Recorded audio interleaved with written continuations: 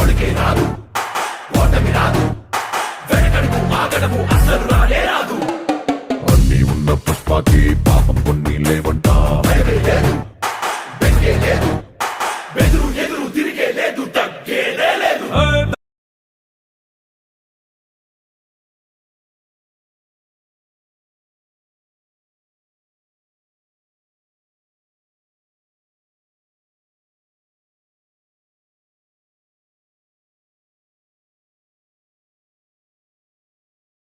రాకానా రాకా shoot నుంచే వస్తున్నాను.